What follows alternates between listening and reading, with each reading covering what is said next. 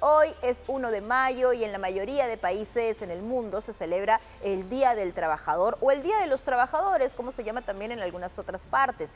Fecha en la que se recuerda a los mártires de Chicago, que en 1886 se trataba pues de un grupo de obreros de una fábrica y que fueron asesinados durante una huelga por la instauración de una jornada laboral de 8 horas. Hecho que tras 33 años de reclamos, de protestas, se logró declararse pues en la mayoría de naciones. En Perú, por ejemplo, se logró en el año 1919, pero ¿cómo fue la lucha de los trabajadores en los años previos? ¿Dónde y cómo empezó todo? Les voy a dejar un nuevo post de Latina Datos donde tiene todos los detalles.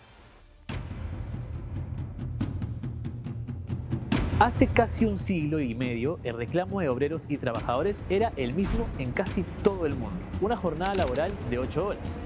Pero, ¿por qué? La idea nació del socialista y reformador galés Robert Owen en 1817. Él decía que de las 24 horas del día, 8 horas debían ser para el trabajo, otras 8 para el recreo y las 8 restantes para el descanso. 8 también fueron los trabajadores detenidos en las huelgas de Chicago en mayo de 1886, que buscaba esta reducción de horas laborales. 5 de ellos fueron condenados a muerte. Pero el Perú no fue ajeno a este justo reclamo y tiene su propia historia.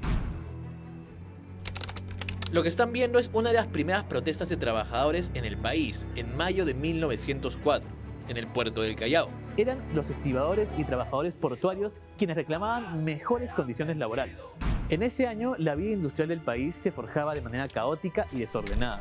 No había un horario laboral fijo y las condiciones no eran las más adecuadas. El 1 de mayo de ese año, estibadores y obreros del puerto iniciaron una huelga. Entre sus varios pedidos estaba que el jornal diario sea de 3 soles y que sea el doble por trabajar feriados o domingos. También estaba el pedido de las 8 horas de trabajo. Fueron 19 días de protesta y paralización en distintas empresas, las cuales se fueron sumando poco a poco.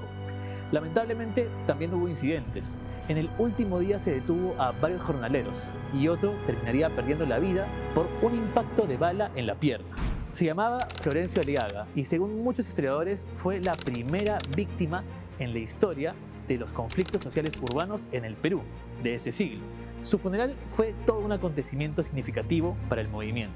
¿Los trabajadores lograron ser escuchados en esta primera jornada de protestas? Sí, aunque no todos los pedidos serían atendidos. El jornal diario quedaría en un mínimo de 2 soles 60 por desembarco de mercaderías. También las horas extras serían pagadas con al menos 50 centavos.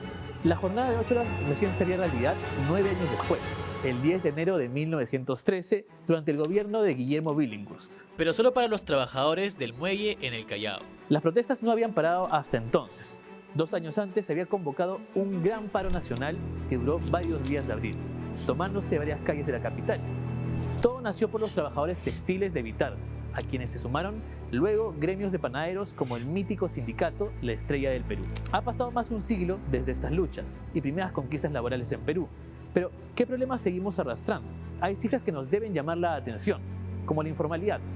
Hasta mediados de 2025, más de 12 millones de peruanos estaban en el sector informal, trabajando en lugares no registrados en la SUNAT o sin contar con seguro de salud. También hay 6 de cada 100 peruanos que están desempleados y 4 de cada 10 están subempleados, es decir, reciben sueldo insuficiente o trabajan menos horas de las esperadas. Y no podemos dejar de mencionar a la gran brecha de género que implica que las mujeres ganen entre un 25 o 27% menos que los hombres, en promedio, según informes recientes de 2026. Fechas como el 1 de mayo nos deben ayudar a pensar lo recorrido hasta ahora en cuanto a derechos laborales, pero también en lo mucho que nos falta como país en este tema. Soy Nicolás Cisneros y esta fue una nueva entrega de Latina Noticias, Datos.